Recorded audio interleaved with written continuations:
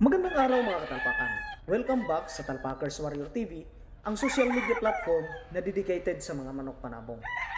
Unang-una, nagpapasalamat ako sa inyo sa lahat ng mga nanonood ng aking mga videos at lalong-lalo na sa mga nag-subscribe sa aking munting YouTube channel na may pamagat na Talpakers Warrior TV. Shoutout din kay Boss Saldi Cibrian ng Butuan City at kay Boss Saldi Dumaloy ng Camagong Tago, Surigao del Sur. At shoutout din lalong-lalo na sa nagpapatuka ng aking manok ngayon, sa nag-aalaga, kay Joselito Susan na minsan nagpo-post naman ng mga videos ng aking mga manok. Well mga katalpakan, ang pinapakita ko po ngayon sa inyo ay isa sa lahi ng tinatawag kong two faces line.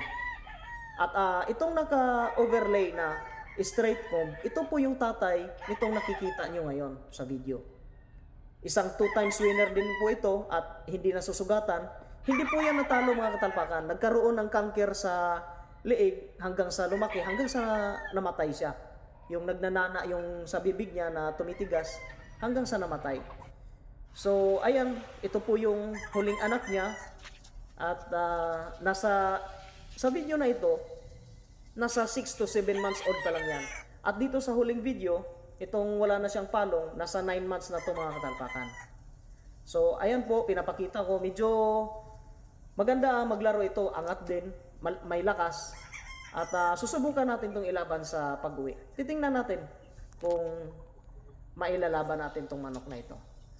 So, yun lang po mga katalpakan. Maraming salamat at susundan nyo lang po ang aking mga videos at